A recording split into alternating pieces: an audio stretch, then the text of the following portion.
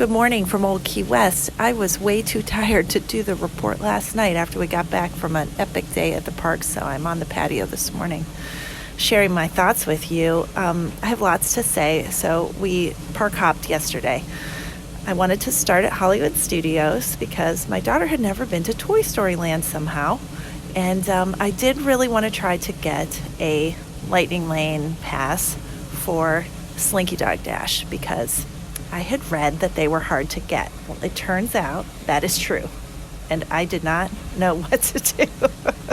So I was on the app at pre-7 a.m. I had everything lined up.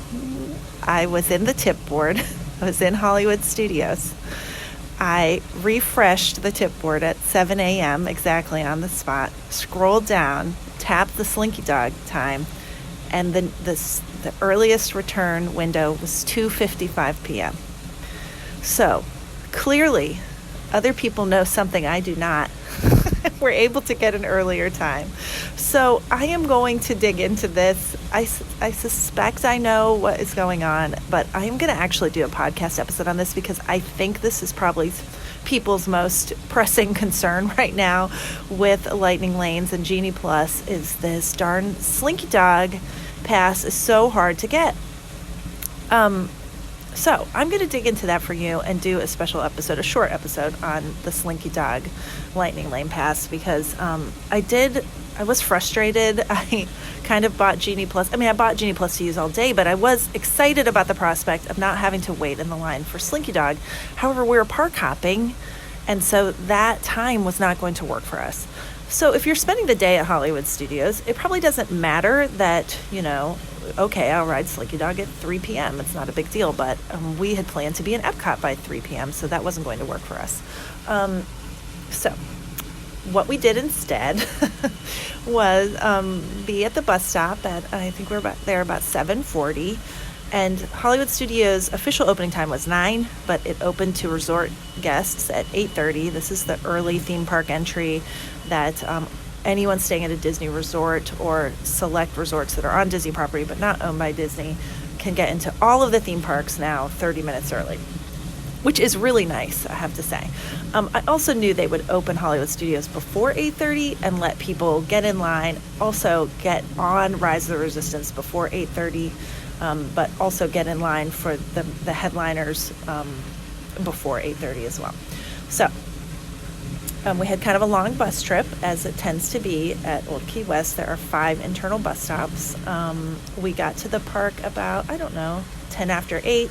By the time we got back, through the gates and everything, and got back in line for Slinky Dog, it was 8:20, and the line snaked all the way back out of Toy Story Land, and the sign that the woman had holding at the end of the line said 50 minutes, and I said to my daughter, it will not be 50 minutes. That is just to overestimate how long the wait's gonna be. I said I predict it's gonna be 30. So I kept track, and by the time we were getting on Slinky Dog, it was 8:50. So it was exactly 30 minutes now. I'm not always exact with my estimates. It just so happened that I was that time. So it was about 30 minutes getting there at that time. Now, my plan originally was to get there and rope drop. So that means just first go to the attraction first to Mickey and Minnie's Runaway Railway. That was if I had gotten a Lightning Lane reservation for Slinky Dog. Well, that didn't work out, so that kind of forced my hand to buy a individual Lightning Lane pass for Mickey and Minnie's Runaway Railway, because I knew by the time we got off Slinky Dog and went to get in line for Mickey and Minnie's, it was going to be longer than I wanted to wait. 30 minutes is a really long time for me to wait. Now, many people go to Disney World and expect to wait 30 to 60 minutes for any major attraction. I'm not doing that. That is unacceptable to me. I'm impatient or whatever. I don't know. I don't want to wait in line. So I'm happy to pay. I think it was $8. Yeah, it was $8 each to get a time for later in the day to return and ride Mickey and Minnie's Runaway Railway. That is worth it to me because my time is that valuable. I'd rather be doing other things than waiting in an hour. The wait was an hour when we went and rode Mickey and Minnie's Runaway Railway later before we park hopped. So I don't know. To me, that is money well spent. we had an awesome morning at Hollywood Studios. So we did Slinky Dog. Then we went and walked on to Alien Swirling Saucers. It was a less than 10-minute wait. And then that morning I had gotten a Lightning Lane reservation for Toy Story Midway Mania. I got it pretty early in the morning, like maybe at 7:15 or 7:20, and the return time was 9:50. So we then ate some breakfast at Woody's Lunchbox, which is awesome, quick service. And I posted on my Instagram, which is at the Budget Mouse, yesterday, our breakfast. Anyone can get a kid's meal at Walt Disney World. They're not going to ask, where's your kid or how old is your kid? Anyone can order a kid's meal. And they're generally just smaller portions of the adult meals. So the breakfast at Woody's Lunchbox are like tater tots covered in eggs and this gravy. It's so good. And the kid's meal is a pretty generous portion, I think. So it was that, a small bowl of that, and then some more tater tots, a cutie, like a little orange, and a drink. And we got orange juice. And then I ordered a lunchbox tart, which are one of my favorite treats there at Hollywood Studios. It was $10, and it was plenty of food for both of us for a light breakfast. So I put that as a cheap eat on my Instagram account. It looks really pretty too. It's all colorful. And then we did Toy Story Midway Mania, and at that point, we were ready to explore Galaxy's Edge. Now, my daughter had never been to Galaxy's Edge. She's just, in general, scared of Star Wars. It's just too weird, too spooky. I don't know. She's a delicate flower, but she got brave and just walked over there with me.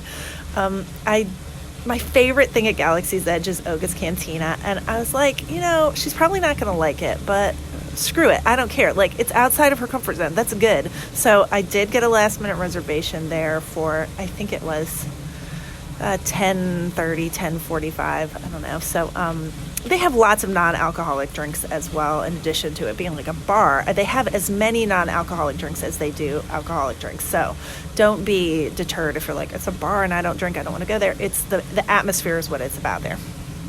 So what I messed up with was that I made the reservation for just one person. I wasn't paying attention when I was searching for it. And however, they will let you add one additional person, not any more than one, but one additional person. So that is a good hack if you're looking for a last minute reservation there or anywhere really. If there's two in your party, you can search for just one, and you might be able to get a reservation that you couldn't get otherwise. And then they will let you add one more person. And in fact, in the app, they wouldn't let me, but I went up to the check-in there at Oga's Cantina and said, I don't know, they're not letting me add another person. And they said, oh, that's just a glitch. You can add another person. So they added her to the reservation, and then we got right in then. And she didn't like it, which is what I expected. She's kind of frightened by the whole atmosphere there. However, she still enjoyed herself, and we did get a baby porg as a souvenir in the marketplace there, and we kind of had fun with that at the cantina, which made it bearable, I think. So it ended up being fun. We did do, and then we went and did Muppet Vision 3D, which was real fun, and then rode Mickey and Minnie's Runaway Railway with our Lightning Lane pass, and then we left and came back to the hotel. We had a very long wait for a bus to get back to Old Key West, which just happens sometimes. I mean, mostly my bus experience is good. It's 5 to 10 minute wait for a bus, but it was like 30. So we just sat our butts down on the concrete and waited for the bus. And what are you going to do? It was part of our rest for the afternoon, but we got back to the hotel and got our feet up and rested for over an hour before we headed back to the parks. And I just can't emphasize enough how good that is to do, to rest in the afternoon, because like by the time we were leaving Hollywood Studios at noon or whatever, I felt bad. Like I was like, I cannot spend the whole rest of the day in the parks. But when I come back and rest for an hour or two, then I feel better, and I'm like, oh yeah, I can totally go back to the parks for the afternoon. So if you're feeling that way midday, like just go take a break, and I promise you'll feel better. So she had also not done Remy's Ratatouille adventure at Epcot and seemed to really want to do that. So I did buy a pass. I was kind of watching the times for that earlier in the day, and I wanted to get a return time for the individual Lightning Lane for Remy at some time between 2 and 3. So I was just kind of monitoring it during the day, waiting for that time to come up, because they'll just give you the next available time. So as people are buying the passes, the time gets later in the day. So I did get one for about, I think it was 2:30. and then that means it's good for an hour from 2:30 to 3:30. So we headed back to Hollywood Studios. I'm sorry, we headed to Epcot at about 2:30, I think. And we did Remy's, which she loved. That is a fun attraction. I really, really like it. Then I had gotten a Lightning Lane pass for Soarin', so we grabbed some food, did Soarin', and then went to Magic Kingdom, and we took the monorail. Which is real fun to take the monorail from Epcot to Magic Kingdom, transferred at the Transportation Ticket Center, and we're over at Magic Kingdom a little bit after 5. We did a lot at Magic Kingdom, and we had met friends at the pool here at Old Key West the day before, and we met up with them at Magic Kingdom. There's a little girl, my daughter's age, that they, befriended each other at the pool, and then we spent the whole evening with them at Magic Kingdom, which is just so fun. Like, Disney's great for that. Making friends with people from another part of the country, hanging out with them at the theme parks, it's great. We did a lot at Magic Kingdom because I had been making Lightning Lane reservations throughout the afternoon. So this is stacking the reservations, and it uses this 120-minute rule. So if you need to go back and listen to my episode on Genie Plus, I explain how this process works and how you can have multiple reservations by the time you get to where you're going in the evening. So I had a pass for Peter Pan, for Big Thunder Mountain, and for the Jungle Cruise, which are 3 really in-demand attractions that were all lined up kind of an hour spaced apart for the evening. So we were able to do all of those. What else did we ride? We did the teacups, It's a Small World, and we saw the fireworks, and we rode Dumbo as well. So yeah, we did a lot in the evening at Magic Kingdom, and we were going to stay and get on Seven Dwarfs Mine Train at closing, but we were just so tired. And I said to my daughter, do you really want to do this? She's like, no, I want to go back. I said, good, me too. I'm so tired. And the fireworks, I love the fireworks at Magic Kingdom, this new show, Disney's Enchantment. And we didn't watch from an ideal location. I wanted to allow time for us to get to Main Street and watch from like the center of Main Street, USA, which I think is the best place to watch, kind of halfway back Main Street, because then you're surrounded by the projections that are part of that show. But we didn't have enough time, so we just kind of watched it from right there in the hub, pretty close to the castle. And that's a great experience as well. Sorry about the noise. It's a mower. That's a great experience as well. I mean, the only thing that you want is to be able to see the castle, because the projections on the castle are outstanding. And like just the fireworks is one level of watching it, but like the projections on the castle are what make it amazing. And then you can see Tinkerbell fly down from the top of the castle. Spoiler alert, sorry, she does do that. And so it was a great day. And I'm going to research probably right now about how to get that Lightning Lane pass for Slinky Dog, because if you're park hopping, then you will want it. All right, thanks for listening.